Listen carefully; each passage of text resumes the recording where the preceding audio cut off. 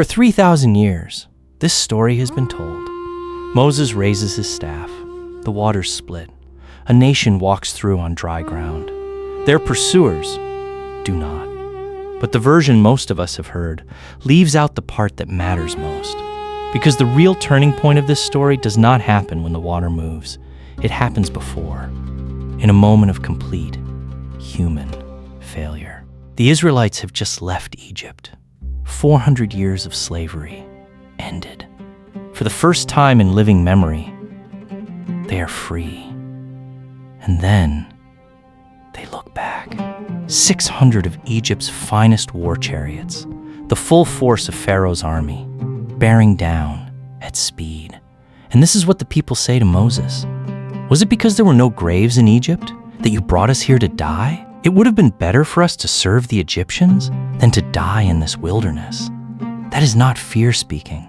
That is a people turning completely against the man who led them out. The miracle of the Red Sea does not happen to a confident, unified, faith-filled people.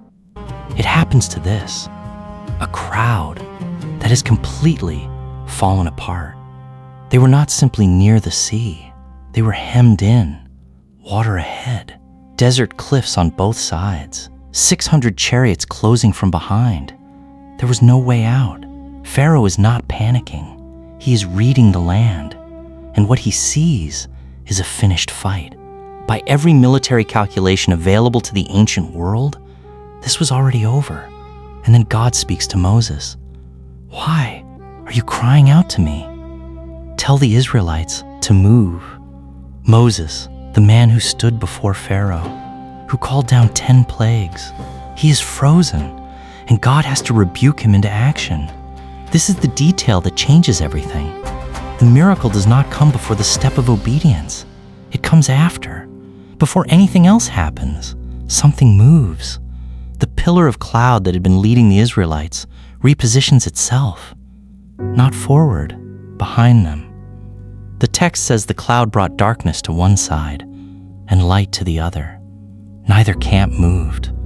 All night long. An entire night of waiting. The sea ahead, the army behind, and nothing to do but sit in the dark. They could probably hear them, the horses, the soldiers, waiting on the other side of the dark.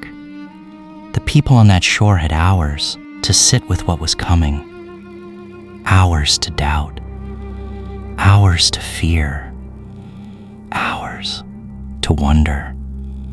Then morning comes.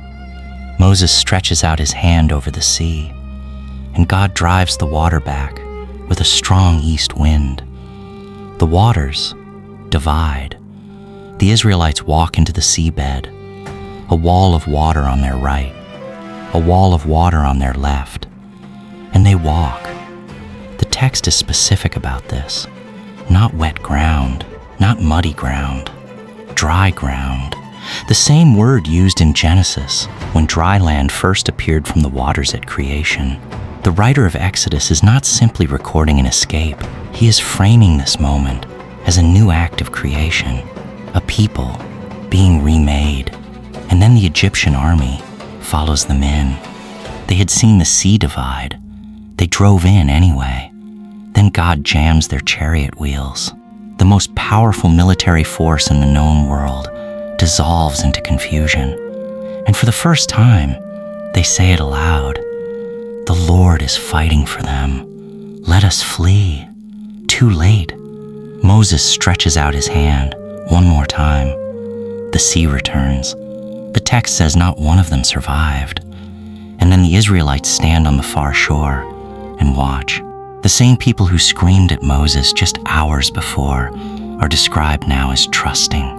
The same faces, the same people, changed, not by comfort, changed by impossibility. The escape from Egypt was never the point. The transformation of the people was the point. They had to be brought to a place where no human solution existed, so that when they came out the other side, they would know exactly what had carried them. A crowd that turned on their leader at the worst possible moment. a leader who froze, a crossing on dry ground that an ancient writer chose to frame as a new creation, and a people who came out the other side fundamentally changed. The miracle of the Red Sea is not simply water moving. It is what that night did to a broken, terrified, faithless group of people who walked through the impossible and came out the other side believing.